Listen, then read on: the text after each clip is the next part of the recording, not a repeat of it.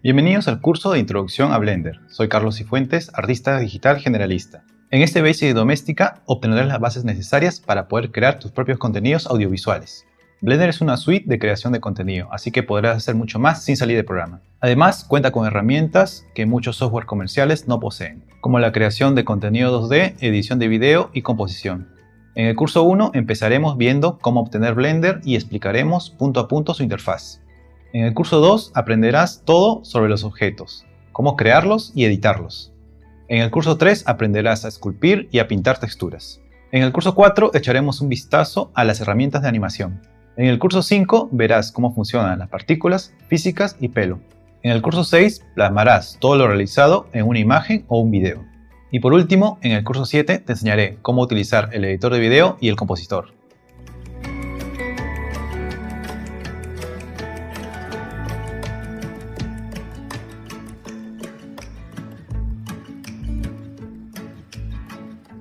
Te deseo mucho éxito y nos vemos en el primer curso.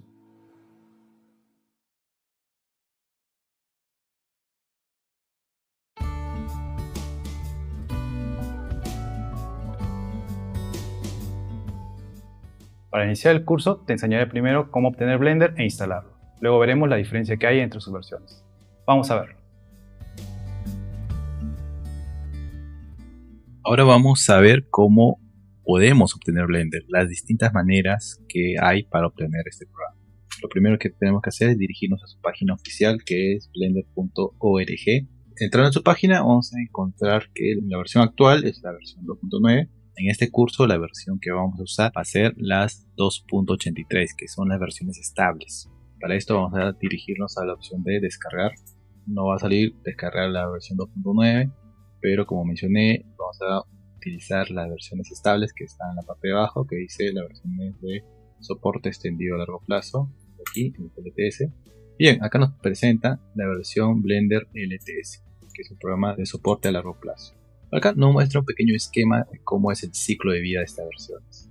Vemos aquí que en celeste se muestran las versiones LTS que tiene un soporte por 2 años. Quiere decir que en 2 años el programa no va a sufrir ningún cambio, no se va a alterar nada, cosa que cualquier proyecto que se inicie en esa versión se va a mantener por 2 años. En caso hubieran errores, se corregirían también rápidamente. La idea es mantenerlo lo más estable posible y que no se quiten ninguna herramientas, nada. Pero por la parte de abajo vemos que paralelamente van a estar saliendo versiones a corto plazo, que serían los naranjas. Estas versiones a corto plazo sí serían versiones en la cual sí van a cambiar herramientas, se van a quitar cosas, se van a agregar, se van a modificar. Son versiones, como mencioné, que van a tener un corto tiempo de vida. Y bueno, yo imagino que la idea es que se prueben y que maduren. A cabo de 3 versiones, esta versión 2.9, por ejemplo, habiendo alcanzado ya cierta madurez, va a reemplazar a la nueva LTS. Se va a convertir en la nueva LTS, que también va a tener un soporte por 2 años. Y así sucesivamente es el ciclo de vida que están planteando con Blender LTS. Así que recomiendo para este curso vamos a usar la LTS, que como mencioné va a ser la más estable y no va a haber muchos problemas. Bien, habiendo mencionado esto, por la parte de abajo vamos a ver las correcciones de las versiones estables. Bueno, al día de hoy esta es la versión estable. Tenemos por aquí las notas de la versión que ha cambiado, que han corregido. Y bien, tenemos la opción de descargar aquí los paquetes para Linux, para Mac, instalador para Windows o portable para Windows. Yo tengo por acá descargado. El listador es sumamente sencillo, solamente hay que darle next a todo y lo instalaríamos. Bastante sencillo, no demoraría mucho. Como mencioné, también existe la versión portable, que sería esta, que la he descargado de la misma página. Bastaría con solamente descomprimir la carpeta y esta carpeta la podemos mover hacia cualquier ubicación. Puede ser un disco portable, un USB, otro disco de la máquina y arrancar desde ahí. Simplemente habiendo descomprimido, entramos en la carpeta y vamos a ubicar el ejecutable que tiene el logo de Blender y ya tendríamos el programa funcionando desde la carpeta sin tener que instalarlo. Así que ahí tienen 2 opciones de si tenerlo portable o instalado. Adicionalmente también quiero mostrar un modo que me gusta mucho, que es el modo mediante la plataforma Steam. Aquí simplemente tipeo Blender como si fuera un juego y voy aquí a gratuito y me va a decir instalar.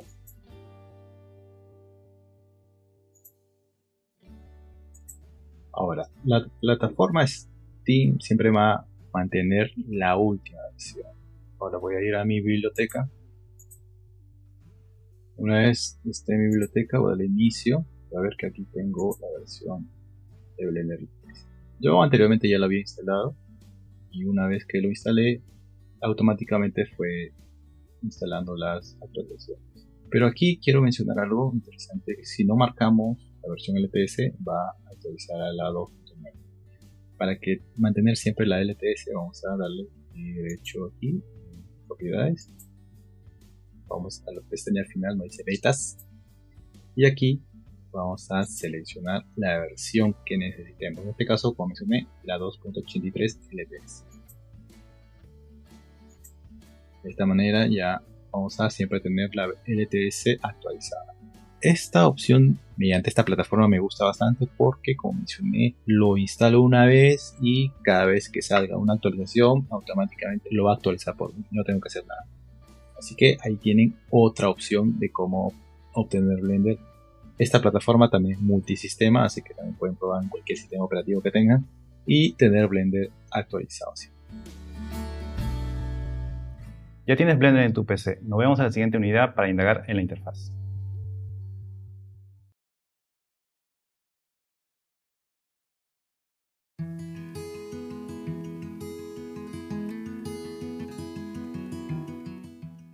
En esta unidad estudiaremos la interfaz del programa y veremos cómo funciona. Comencemos. Al iniciar Blender por primera vez nos va a mostrar esta ventana de bienvenida que se llama Splash Screen. En caso de haberla perdido accidentalmente podemos acceder a ella presionando el botoncito de color blanco y le damos a Splash Screen. Esta ventana nos va a mostrar unos parámetros de inicio rápido. Por la parte superior vamos a ver la versión actual que tenemos y por el lado de abajo vamos a ver, como mencioné, opciones de inicio rápido, como puede ser cambiar el idioma por cualquiera de los que encontremos en la lista, cambiar el tipo de interacción del teclado, por defecto viene en Blender, pero también podemos cambiar a Blender 27, que sería versiones antiguas, o la opción de industria compatible, que es un modo que se está pensando para que sea más parecido a otros programas existentes. Más abajo tenemos la opción de seleccionar como. Esta selección es la del mouse, con qué botón quieres hacer la selección.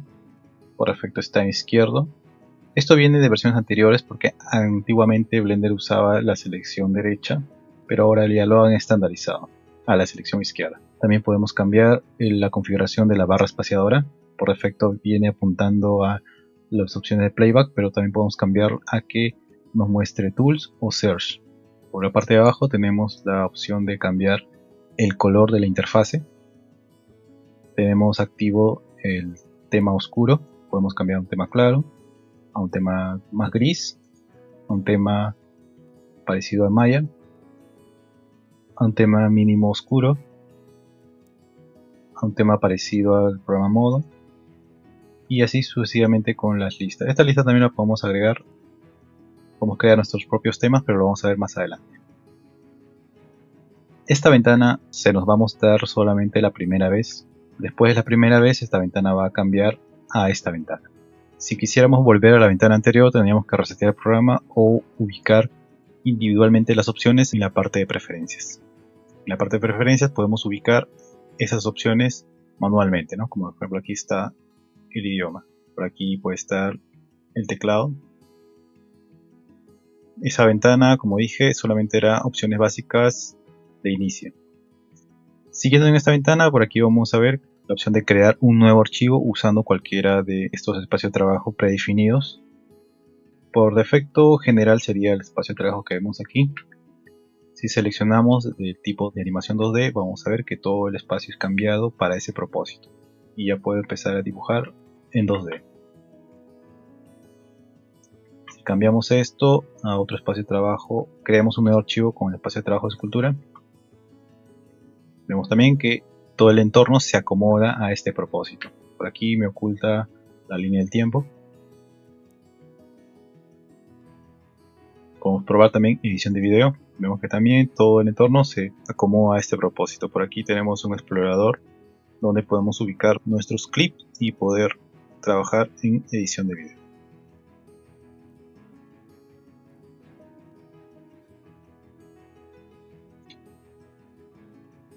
Por el lado de abajo tenemos una opción donde podemos buscar los archivos que tengamos de manera local. Y en la parte final tenemos una opción que nos permite recuperar la sesión anterior. Esto es en caso de que si el programa se haya cerrado por cualquier motivo. Por aquí tenemos unos links donde podemos ver el manual, la página principal o los créditos. Esta parte va a cambiar a medida que trabajemos, va a cambiar por una lista de archivos recientes. Y por último las notas de la versión y un link para hacer nuestro donativo. Esta pantalla de bienvenida, como mencioné, la podemos ubicar en cualquier momento desde el botón Blender Splash Screen. Ahora vamos a ver la interfase dividida de la siguiente manera. Por el lado de arriba tenemos el top bar, donde va a ser la cabecera general, donde están los menús del sistema, los espacios de trabajo por aquí, estas pestañas son los espacios de trabajo, por aquí las escenas y las capas. Por la parte del centro tenemos un espacio donde van a estar las áreas. Las áreas son los contenedores de los editores. Y por la parte inferior tenemos la barra de estado que nos va a mostrar contextualmente información de lo que podemos realizar. Por ejemplo, aquí solamente sin realizar ninguna acción me va a mostrar, por ejemplo, que puedo hacer una selección, puedo rotar el visor o puedo tener un menú contextual. Dependiendo de lo que yo realice, esta barra de estado va a cambiar mostrándome nueva información. Por otro lado tenemos esta pequeña barra vertical que sería el toolbar, donde va a mostrar herramientas según el tipo de operación que yo haga, ¿no? Por ejemplo, aquí si edito esta geometría veo que me salen iconos de acceso directo a lo que voy a realizar. Si cambio por ejemplo escultura, veo que también me sale dos barras donde tengo las herramientas para esculpir. Esta barra puede ser ampliada solamente arrastrando en la esquina. Puedo mostrar todo el menú completo o dividirlo en dos áreas o simplemente esconderlo. Y volvería a activarlo presionando la flecha o presionando simplemente el botón T.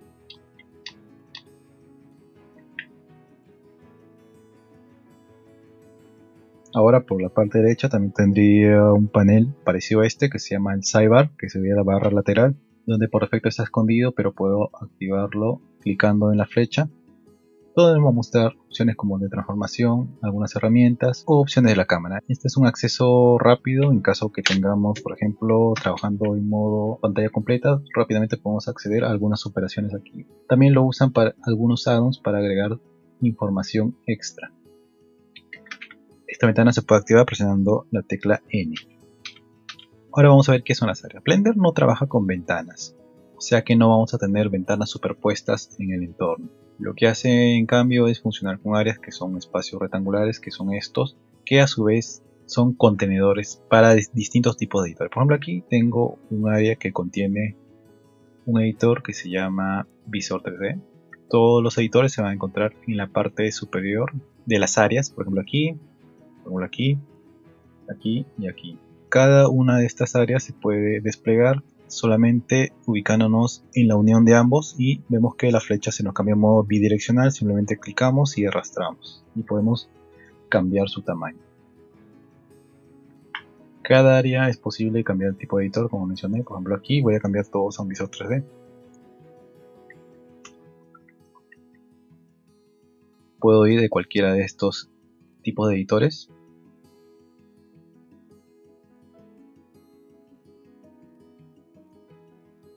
Y acomodar a lo que yo necesito. Voy a dejarlo como estaba. Para acceder al menú de cómo podemos manipular las áreas, simplemente habría que situarnos en la unión de las áreas y vamos a dar clic derecho y vamos a tener este pequeño menú donde están las opciones de las áreas. Por un lado tenemos la opción de intercambiar los espacios. Por ejemplo aquí en Swap Areas va a intercambiarme la ubicación de los editores. Por otro lado tenemos la opción de juntar los editores. Simplemente visualizando esta flecha vamos a ver hacia dónde se va a unir. Por ejemplo de aquí se uniría hacia abajo. Y aquí las áreas han sido unidas. Si quiero volver a recortar el área, simplemente tendría que situarme en cualquiera de las uniones y darle a dividir. En este caso puedo hacerlo de manera vertical o de manera horizontal. Simplemente defino el lugar de división y le doy clic. Y ya tengo una nueva área que puedo cambiar de editor.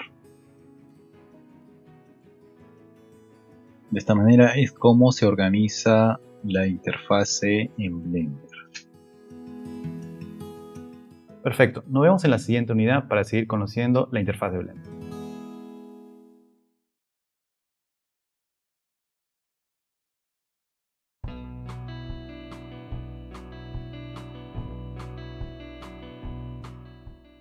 En esta unidad revisaremos los distintos espacios de trabajo que nos proporciona Blender. Vamos a ver. Continuando con la interfase, ahora vamos a ver las pestañas, los paneles y los espacios de trabajo. Las pestañas vendrían a ser estas opciones de aquí que contienen información en paneles. Por ejemplo, si yo no tuviera este cubo, veo que solamente nos va a mostrar una serie de pestañas que contienen la información del entorno. Por aquí hay una pestaña que contiene la información de las propiedades de cada herramienta. Por aquí aislado tenemos una pestaña para texturas. Al yo crear un objeto, veo que en estas pestañas me va a agregar una sección dividida donde tengo ya opciones del objeto, como poder agregar modificadores, agregar partículas, física o materiales. Estas pestañas van a contener paneles, que son estos de aquí, donde van a estar las opciones. Por este caso, las opciones de render están aquí. También vamos a tener en algunos casos subpaneles donde se va a acomodar mejor la información. Estas pestañas podemos intercambiar su ubicación haciendo un clic en el espacio vacío, podemos flipear. En caso de que estas pestañas se oculten, como por ejemplo este caso, podemos presionar botón medio sobre ellas y poder deslizarlas. Ahora vamos a ver los espacios de trabajo. Son unas configuraciones predefinidas para un tipo de labor. Vamos a encontrarlos en la parte superior. Estos son los espacios de trabajo definidos por áreas. Por defecto tenemos espacio definido en layout, que es el que vemos siempre. Según el tipo de trabajo que quiera realizar, puedo navegar por estos espacios. Por ejemplo, aquí me voy a modelado, veo que el área del timeline desaparece y en el área de altura aparecen opciones. Si voy a escultura, veo que también el toolbar cambia. El visor también se maximiza y por aquí veo una pestaña con la herramienta seleccionada, que en este caso es la brocha. Si voy al área de edición de UV, veo que ahora me crea una división de ventanas donde por un lado puedo ver el UV desplegado y por aquí la geometría que estoy editando. En el caso de editor en el área de pintado de textura es muy parecido, solamente que aquí voy a pintar tanto de manera plana o directamente en el objeto 3D. Y por acá también me muestra las opciones de la brocha con la que voy a pintar. En el área de shading también nos divide por aquí un explorador de archivos donde podemos ubicar nuestras texturas. Por aquí un visor, por acá un espacio donde podemos hacer las conexiones del material. Por ejemplo aquí. Por aquí también me cambia el entorno a un modo de visualización de materiales. Cambiamos a un espacio de trabajo de tipo animación también. Vemos que regresa la línea de tiempo. Pero en este caso está dividida en dos. Una aquí. La línea de tiempo normal. Y el dot sheet. En el dot sheet vamos a ver los fotogramas clave de todos los objetos. Mientras que en la línea de tiempo vemos los fotogramas de manera global. Por aquí tenemos un visor donde podemos visualizar nuestra animación limpia. Por este lado animaríamos. En renderizado solamente nos va a mostrar el render. En este caso, como no hemos renderizado nada, nos muestra un espacio vacío. En composición es aquí donde vamos a realizar las conexiones de lo que tengamos que componer. Y en script, usando el lenguaje Python, podemos modificar o crear nuestros scripts. Y en la parte final tenemos una pestaña con un símbolo más donde podemos agregar algunos workspaces existentes, como por ejemplo la edición de video, donde nos va a mostrar también un espacio para editar video. Y así podemos navegar entre esos espacios de trabajo o también podemos crear nuestros propios espacios de trabajo personalizados. Bien, de esta manera hemos visto por un lado los espacios de trabajo que son áreas predefinidas para un tipo de labor. Por este lado hemos visto las pestañas que contienen paneles donde están ubicados todos los parámetros. Y también en algunos casos tenemos subpaneles. Ahora ya sabes cómo agilizar tu labor usando los espacios de trabajo. Nos vemos en la siguiente lección.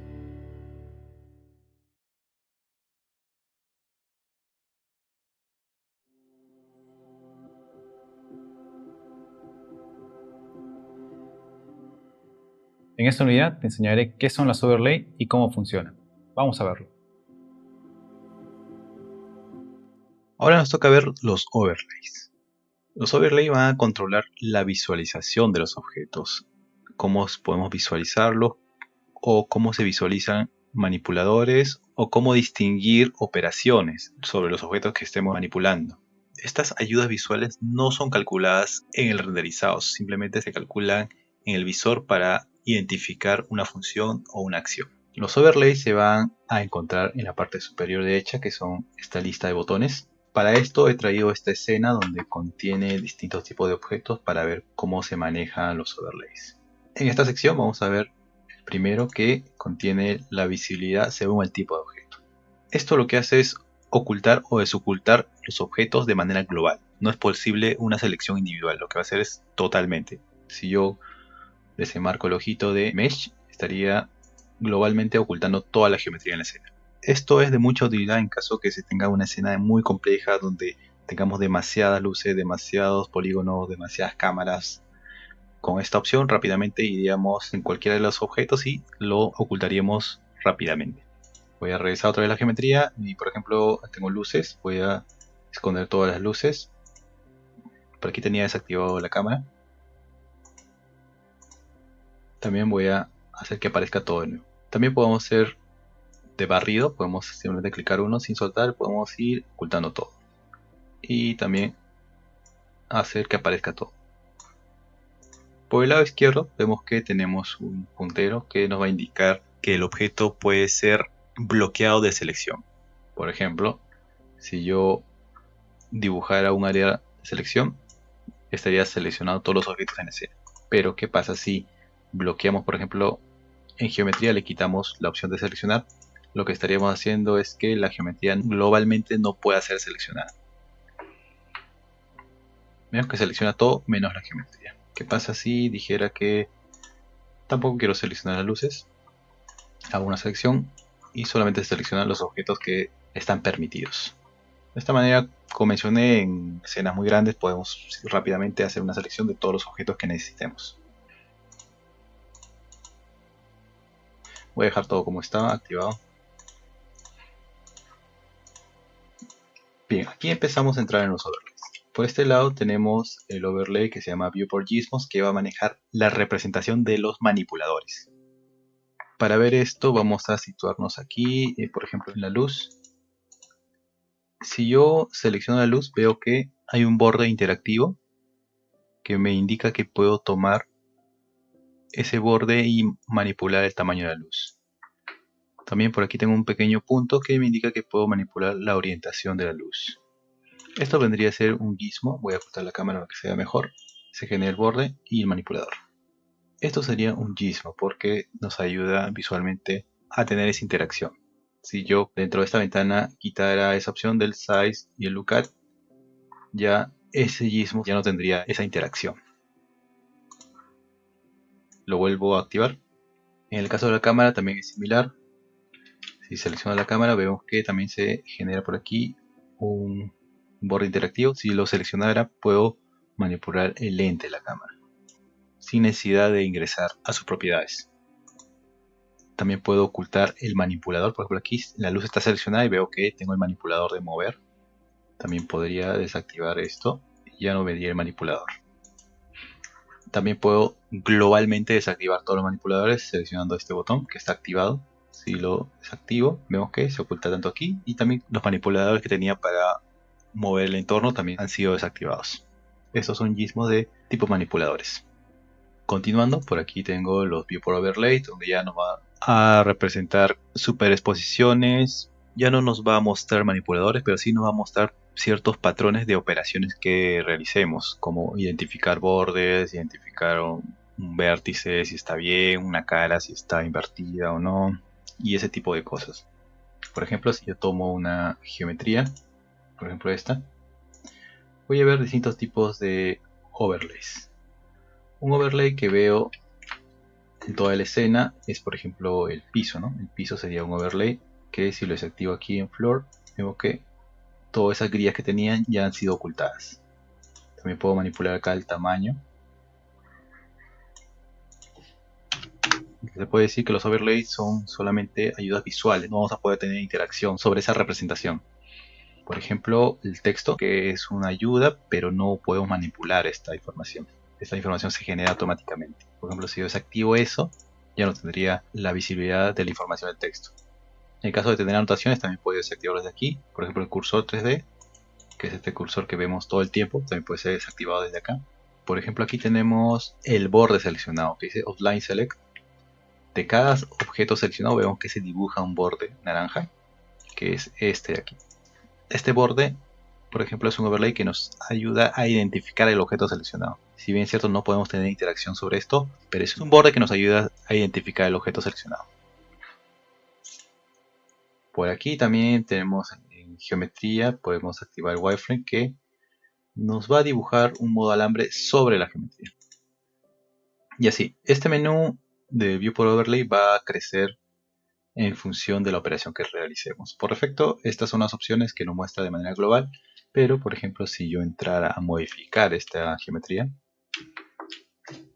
veo que el menú Overlay va a agregar opciones. Por ejemplo, aquí vemos las opciones de editar, que por defecto está apuntando a las caras. Si desactivo esto, veo que la opción de visualización de las caras han sido ocultadas. O también acá nos dice Center, que va a crear un punto en el centro de cada cara. Vamos a activarlo. De repente no se ve muy bien, pero voy a desactivar el wireframe. Veo que en cada cara le ha creado un puntito, ¿no?, que representa el centro de la cara. También por abajo puedo tener la opción de normal. Esto es para identificar si está funcionando bien una cara. Por aquí vemos que tanto se distorsiona, identifica las áreas de mucha distorsión.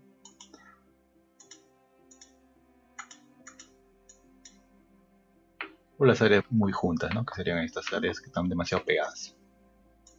Todo este tipo de análisis o interacción lo podemos encontrar en esta parte. De eso se encarga el Viewport Overlays.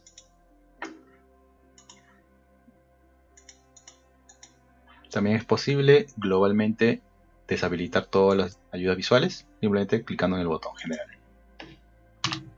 El siguiente modo sería el modo rayos X, que solamente tiene una única función, que es activarlo. Al activarlo ya vemos que podemos ver a través de los objetos. Por ejemplo, aquí podemos rápidamente ver que estos objetos se están atravesando. Y eso es lo que nos permite ver el modo rayos X, que sería este botón. Por la parte final ya tenemos estos 4 botones, que vendrían a ser el Viewport Shading, que nos va a manejar las opciones de representación de los objetos en sí, cómo visualizar la superficie de los objetos, cómo se están comportando la superficie. Por defecto ahorita tenemos en un modo plano, donde no hay ningún tipo de interacción, no se calcula nada, ni la luz, ni los materiales, nada. Solamente vemos una representación básica de los objetos, que es este modo, que es el modo plano. Si cambiáramos al primero, lo que va a hacer es que todos los objetos se vean en modo alambre. Es distinto al anterior, que se veía sobre la geometría. En este caso, los objetos ya se convierten todos en alambres. Cambio al modo plano, es el que teníamos. Puedo también cambiar al modo de visualización de material. Y aquí, en este botón, ya empezamos a ver cómo se comportan los materiales, ¿no? Por ejemplo, aquí tengo un material desagregado para el personaje. Aquí podemos ver los colores de los materiales. Si desplegamos aquí el menú en la flechita, vamos a ver que tenemos más opciones. Por ejemplo, en el caso de visualización de material, podemos tener distintos HDRI que vienen predefinidos. Podemos cambiar cualquiera de ellos, simplemente para ver cómo se comporta el material a distintos tipos de iluminación. Esto no se calcula en el render, solamente en modo de previsualización del material. Aquí podemos tocar algunas opciones como la rotación del HDR, la intensidad del HDR, blurrear el HDR. También faltó mencionar que aquí en el modo de visualización plana también tenemos un menú con capturas de iluminación. Por ejemplo, aquí tenemos capturas de iluminación que no son en sí materiales, sino son efectos de materiales capturados. También podemos cambiar entre matcap, que son capturas de materiales en sí. Podemos agregar cualquiera de la lista y tener un material de visualización. Esto no se va a representar en el render, son solamente para previsualización, para ver cómo se está comportando en la geometría. En el caso que quisiéramos superficies muy complejas, podemos visualizar con esto cómo está reaccionando el borde que hemos hecho. Y por último tenemos el modo de visualización. Esto ya sería lo que va a ver el render. Aquí ya se hace un cálculo de todo, se calculan las luces, los materiales y todo lo que tengamos para el renderizado final. Si bien es cierto, vemos aquí a manipuladores, lo que tendríamos que hacer es simplemente aquí ocultar esto y ya sería lo más próximo al render. Esta representación va a ser también según el motor que usemos. En este caso yo estoy usando el motor Cycles. Y si yo usara Eevee, también acá se representaría con Eevee. Vamos a cambiar a Eevee a ver. Si, ¿ven? Este sería el modo de representación de Eevee.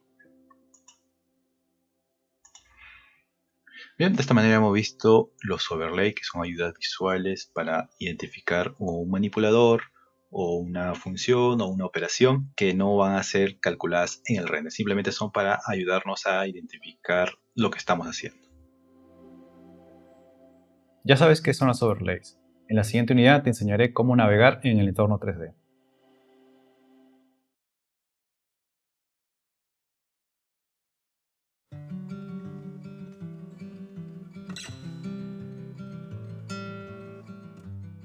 Ahora vamos a ver cómo navegar usando el mouse, un teclado o una tableta gráfica. Vamos a verlo. Ahora nos toca ver cómo podemos navegar en el entorno. Vamos a ver cómo podemos navegar usando el mouse, usando el teclado o usando una tableta gráfica. Desde las versiones de Blender 2.8 en adelante se agregaron muchos overlays que nos ayudan a tener manipuladores mucho más visuales. En este caso, para manipular el entorno se agregaron estos overlays que nos van a ayudar visualmente a identificar el tipo de función que necesitemos. Por aquí tenemos una representación interactiva de los ejes, que si yo cliqueo cualquiera de estos ejes estaría dirigiéndome a la vista del eje. Por ejemplo, si cliqueo Z, estaría dirigiéndome hacia la vista superior. Si cliqueo X, estaría dirigiéndome a la vista lateral. O el inverso de X, que sería en la parte de abajo, estaría dirigiéndome hacia esa vista. También puedo tener interacción simplemente clicando en un espacio vacío. Y puedo rotar el entorno. Por la parte de abajo tenemos también unos overlays que nos van a ayudar. El primero sería una lupa, que si lo clicamos sin soltar, desplazamos el mouse y podemos acercarnos o alejarnos. Por la parte de abajo tenemos una manito que nos va a ayudar a panear, a mover desde la vista de la cámara. Si tuviéramos una cámara en nuestra escena, podemos acceder a la vista de la cámara simplemente clicando este botón y ya veríamos el espacio que ve la cámara. Y aquí también se cambian las opciones de acercarnos o panear solamente desde la vista de la cámara.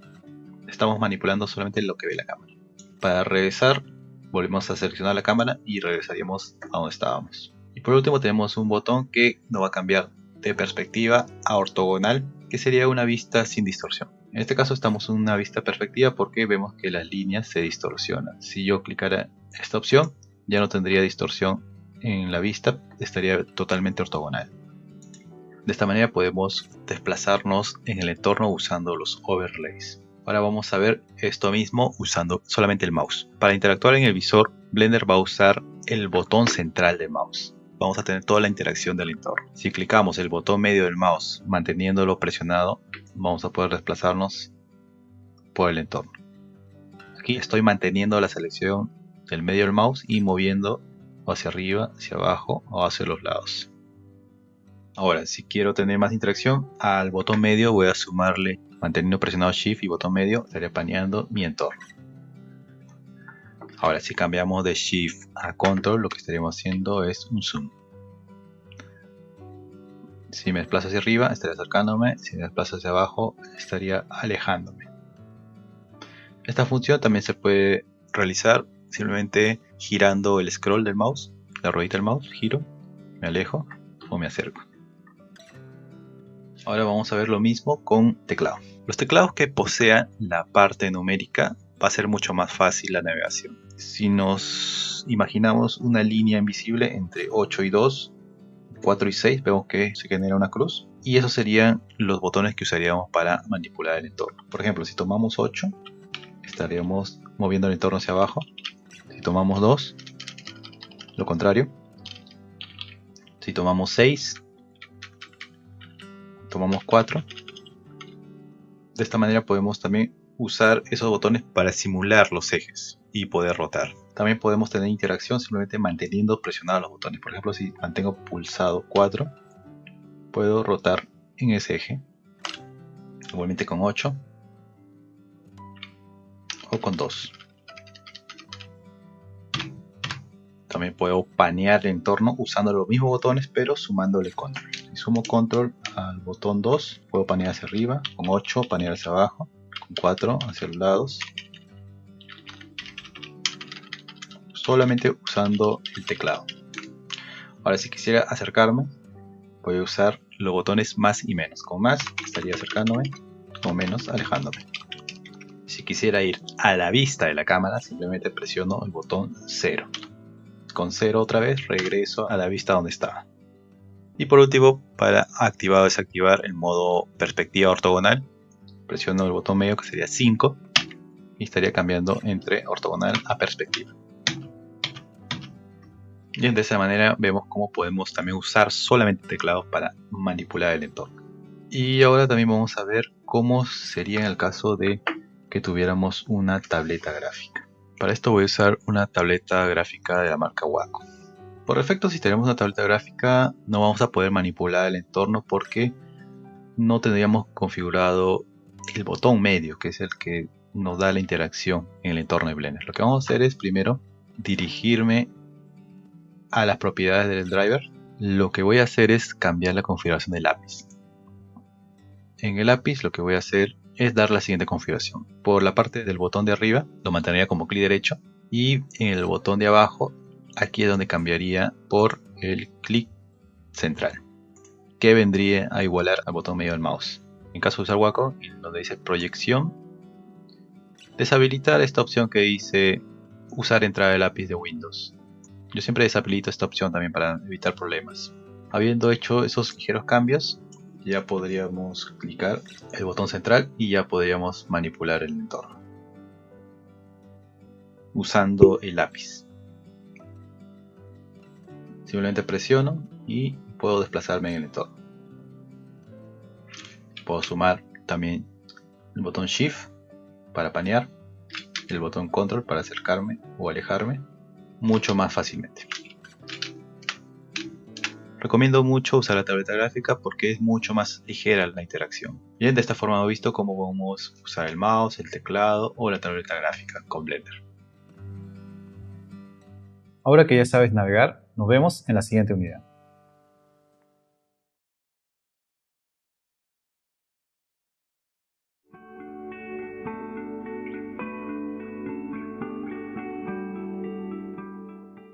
En esta unidad te enseñaré cómo seleccionar los elementos y moverlos en el espacio 3D. Vamos a verlo. Ahora vamos a ver las opciones de selección y de transformación. Para seleccionar objetos en Blender lo que tenemos que hacer es primero irnos al toolbar. Vamos a seleccionar la primera opción, que sería esta, que nos viene por defecto una selección tipo rectangular. Lo que tenemos que hacer es primero tomar desde un espacio vacío un clic izquierdo, arrastramos sin soltar y hacemos el recuadro de la selección. Todos los objetos que estén dentro de ese recuadro van a ser seleccionados. También podemos agregar objetos a esa selección simplemente volviendo a dibujar el recuadro pero presionando la tecla Shift. Al presionar Shift nos crea nuevamente un recuadro pero nos mantiene la selección para poder agregar más objetos. Ahora en modo contrario, si quisiéramos deseleccionar tendríamos que cambiar Shift por Control y dibujar la selección nuevamente y estaremos deseleccionando objetos. También si tuviéramos una selección y querramos deseleccionar fácilmente todo, tendríamos que hacer clic en un espacio vacío del entorno y automáticamente desaparecerá la selección. Si mantenemos pulsado el botón, vemos que se va a desplegar un pequeño menú de selección donde tenemos distintos tipos de selección. Por ejemplo, aquí vamos a tomar el tipo círculo, que vendría a ser como una especie de barrido, donde haciendo clic podemos, sin soltar, podemos desplazarnos entre varios objetos y tener su selección. De igual manera podemos hacer con control deseleccionar o con shift para seleccionar, y también un clic en espacio vacío y se deseleccionará todos los objetos. Ahora vamos a ir a la selección tipo lazo, que sería un modo selección libre donde tendríamos que dibujar la forma de la selección. Vamos a tomar igualmente un clic izquierdo y arrastramos sin soltar y dibujamos un área de selección. Hemos seleccionado estos objetos. De igual manera, para agregar la selección con Shift y para deseleccionar con control. Ahora vamos a ver un último modo que sería el modo tweak, que es un modo de selección y arrastre. Vemos que tiene representado un puntero y unas flechas, ¿no? Que sería básicamente selecciona y arrastra. Este modo se usa más para modelado. Por ejemplo, aquí en este objeto yo tengo subdividido varias veces. Vemos que si simplemente con clicar cualquiera de los vértices ya puedo acomodarlo rápidamente.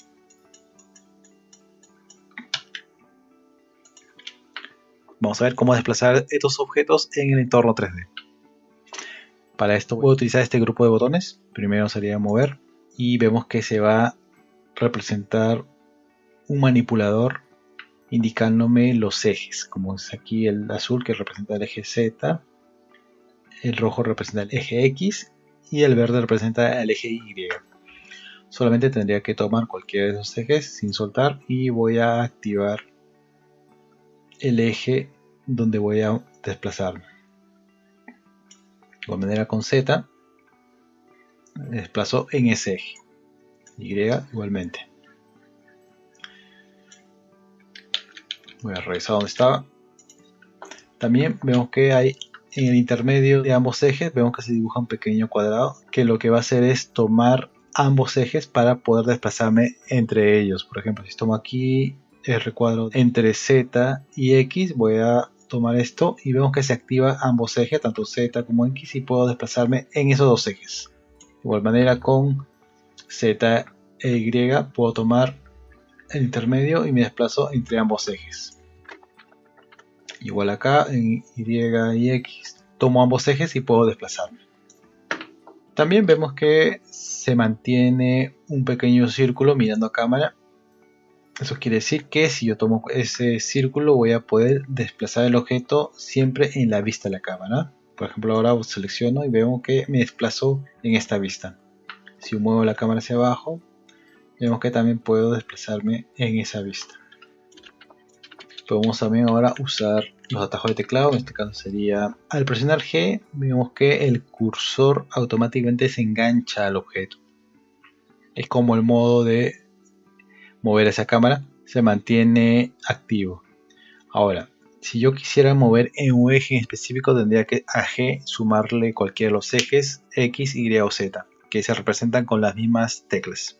Si yo tengo el modo G activado, puedo sumarle, por ejemplo, X y voy a activar el desplazamiento en el eje X. De igual manera, si cambio a Y, voy a también activar el desplazamiento en ese eje, y con Z también funciona igual.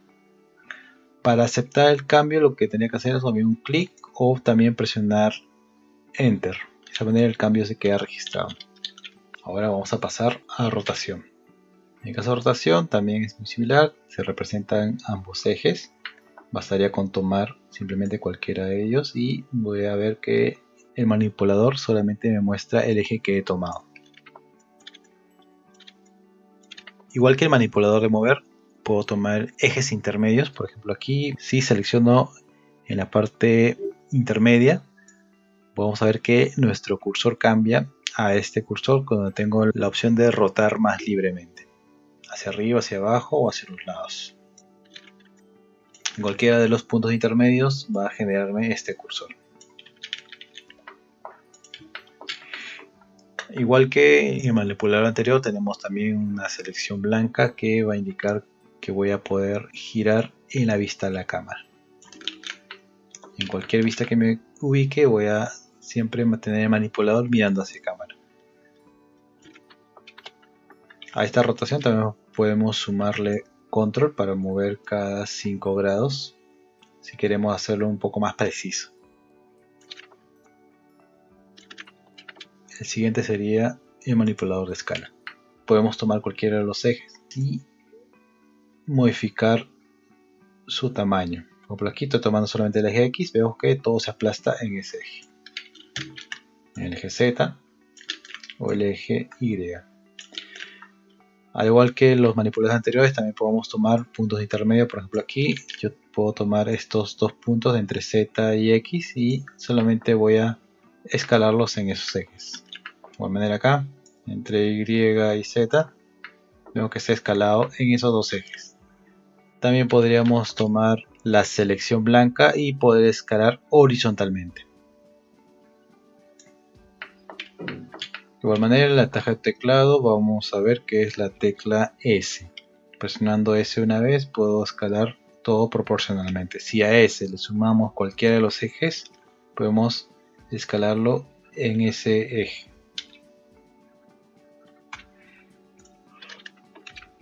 Se me había olvidado mencionar que la tecla para rotar es la tecla R. Al activarlo voy a poder rotarlo en la vista de la cámara. Si quiero rotarlo libremente tendría que presionar dos veces R. Vemos que al presionar dos veces R ya se nos genera el manipulador de rotación libre. Y ahora, para terminar las transformaciones, tenemos un manipulador de transformación que combina los manipuladores anteriores en uno solo. Si lo activamos, vemos que hay una combinación de todos los manipuladores que podemos mover, rotar y escalar usando el mismo manipulador.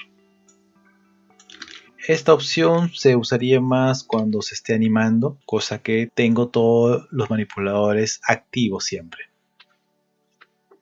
Y ahora, para finalizar, vamos a ver el cursor 3D, que es una herramienta exclusiva de Blender, que básicamente su función es crear un punto de palanca. El cursor 3D lo vamos a ubicar en el centro de la escena. Vemos que es este iconito que se encuentra aquí, que por defecto no podemos moverlo ni manipularlo hasta que nos situemos aquí en el botón cursor 3D y ya podríamos manipularlo. Si yo cliqueo en cualquier ubicación, vemos que el cursor se mueve. Como mencioné, es un punto de palanca. Vamos a ubicarlo en este espacio y vamos a probar.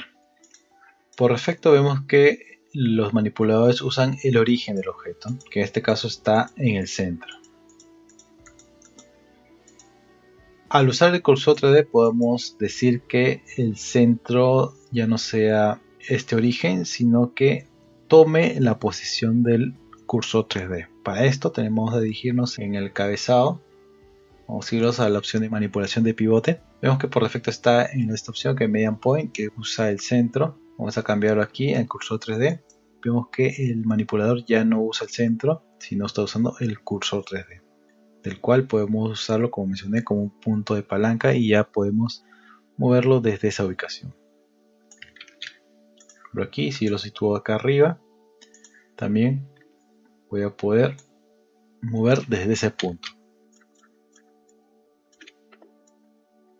Bien, y eso ha sido el cursor 3D. Para poder regresar a la ubicación donde estaba, simplemente presionamos Shift más C y automáticamente regresa al centro donde estaba. Y para deseleccionar presionamos cualquiera de estas opciones. Genial, ya sabes usar las herramientas de selección y transformación. Nos vemos en la siguiente unidad.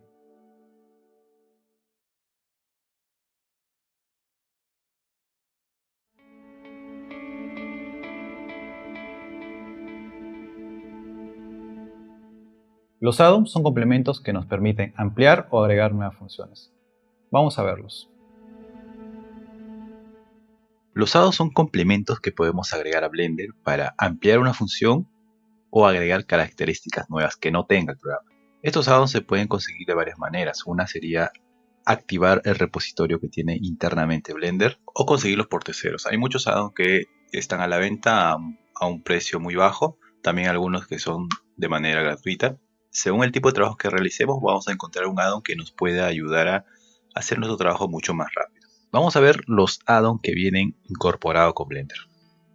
Para esto vamos a ir al menú Edit, en Preference.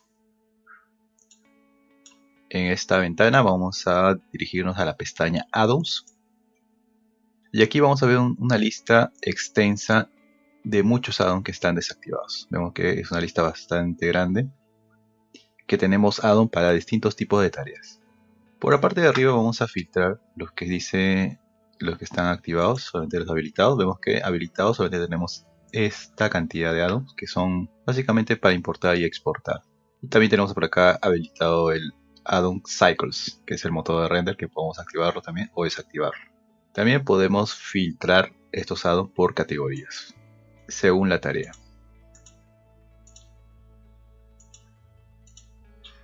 Vamos a ver un add-on que se usa bastante, que en el caso de Rigging, que se llama Rigify, que lo que hace es agregarnos esqueletos predefinidos tanto de humanos como de animales para simplemente editarlos y con un clic ya tener el rig creado. Este add-on en específico, si desplegamos el panel, vamos a ver que tenemos información, la documentación o reportar un error. En la documentación se va a encontrar todo lo relacionado al add-on, pero en este caso vamos a simplemente activarlo. Vemos que se activa, pero no ha pasado nada, no vemos algún cambio en el entorno. Este add-on en específico se va a situar en las opciones de agregar geometrías en este apartado. Vemos que aquí en Armature vemos que solamente nos muestra un solo hueso con el cual podemos crear nuestro rigging de manera manual. Pero lo que haría este add-on es agregar funciones en ese menú. Ahora que lo activamos, vamos a revisar el menú. Vemos que en el menú ya se nos agregó una lista donde tenemos esqueletos predefinidos listos para usarlo. Voy a seleccionar, por ejemplo, el esqueleto predefinido de humano. Yo simplemente puedo editar las proporciones de este esqueleto a mi personaje y con un solo botón ya estaría generando un rig completo listo para utilizar. ¿Ven? En este caso se han generado todos los controles y ya está listo para utilizarlo. De esta manera el add-on me genera no solamente esqueletos humanos, hay una sección de animales donde puedo generar cualquiera de estos animales que nos da la lista. También podemos editarlo y con un solo clic creamos sus controles. De esta manera podemos conseguir muchos add-ons que nos van a facilitar mucho nuestra labor según la tarea que realicemos. Probemos otro add-on, por ejemplo, hay uno que es de cámaras, que se llama Cámara Rig. Si desplegamos el panel también nos muestra documentación o reportar un error. Y nos dice también que el nombre de las colecciones que se van a crear. De igual manera, como vimos anteriormente, debería agregar en el menú de cámaras, también nos agrega también opciones como un dolly, que esto no estaba. Nos genera una cámara predefinida para ese fin, ¿no? Que es un dolly, ¿no? Aquí, acá tiene un orientador. Vamos a probar otro. Por aquí tenemos uno que se llama el crane. Acá nos crea una cámara con una configuración de un brazo. Tenemos lo mismo. Tenemos también, me parece, opciones. A ver, desplegamos aquí el menú. Sí, por acá tenemos más opciones.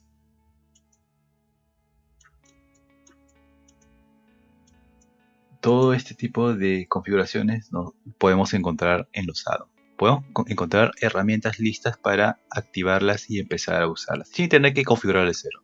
Como mencioné, para cada tipo de labor vamos a encontrar un add-on que se adecue mucho a lo que necesitemos. Ahora vamos a ver los temas de la interfaz. Aquí vamos a ver cómo manipular la apariencia, en específico los colores, ¿no? Que se pueden configurar individualmente por cada sección. Vamos a ver esto otra vez en Edit, Preference. Vamos a ver la pestaña de temas. Y vamos a ver que tenemos muchos paneles en lo cual podemos modificar cada sección. Por ejemplo, aquí si me voy a 3D Viewer, voy a ver que la primera opción es modificar el grid, que sería esas cuadrillas que vemos aquí del mismo color. Si hago un clic veo que aparece esta paleta de colores, pues simplemente voy a cambiar aquí y ya estaría modificando en tiempo real los colores del visor. Y así solamente tocaría buscar aquí en esta lista que querramos modificar. Por ejemplo, aquí hay una opción que dice, por ejemplo, si tengo una cámara, por ejemplo aquí podría manipular el color de la cámara no seleccionada. Cuando no está seleccionada se pone en negro, podemos, aquí me dice para modificarlo a otro color, ¿no? Por ejemplo aquí le pongo un rojo. Veo que en tiempo real ya se cambia también los colores. Y así en toda la lista podemos modificar partes del programa o grupos del entorno. Y así podemos cambiar la configuración de color de cualquiera de las herramientas o cualquiera de las ventanas. Si vamos por la parte superior, vemos que también podemos resetear lo que hemos hecho y restablecería al valor por defecto. Más arriba tenemos un listado donde tenemos ya preconfiguraciones hechas. Por defecto tenemos esta que es el Blender Dark, que es la paleta de colores que tenemos activado. Podemos cambiar a otro que sería Blender Light, que sería mucho más claro. vendría a ser lo contrario. Podemos cambiar también un modo más gris, que tiene un tinte naranja. Podemos también usar la paleta de colores de Maya. Podemos usar también la paleta Mínimo Dark. No tiene una ligera variación con el que teníamos. También la paleta de colores del programa Modo. De esa manera podemos alterar la paleta de colores de la interfaz. Ahora que ya sabes qué es un add-on, solo debes encontrar los que te resulten más útiles. Nos vemos en la práctica.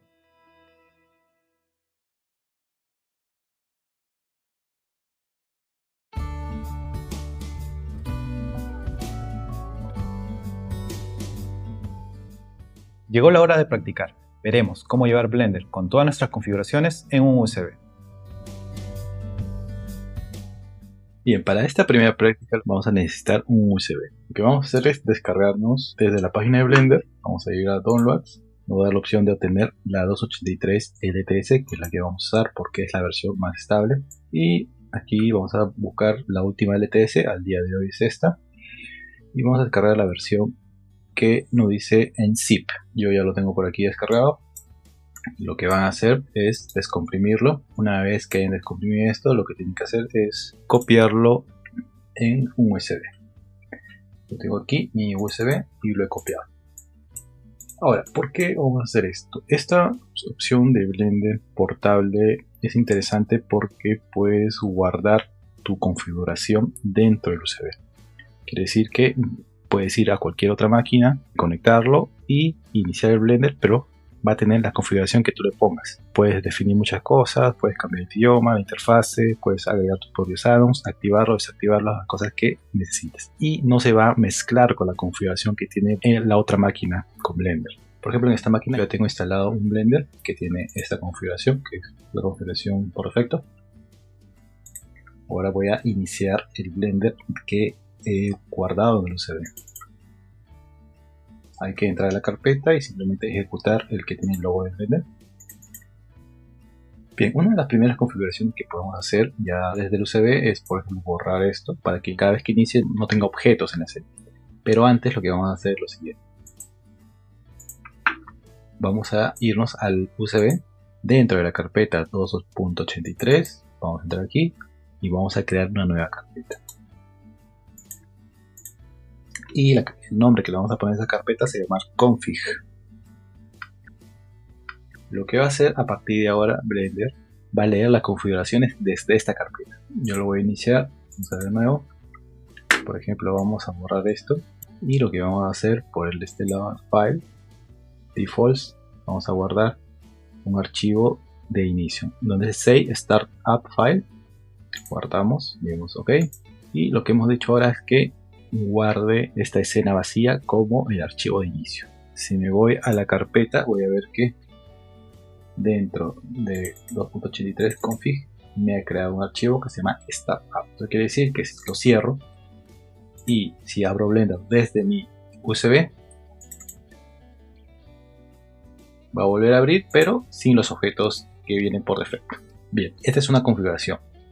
Ahora la otra configuración vendría a ser las preferencias. Dentro de las preferencias ya podemos modificar más cosas. Por ejemplo, aquí la primera opción que podemos tocar es la resolución de escala, que va a manejar el tamaño de las letras. Yo a veces personalmente suelo subir un poco para que tener un poco más legible algunas partes. Esto es opcional. Podemos activar el splash screen.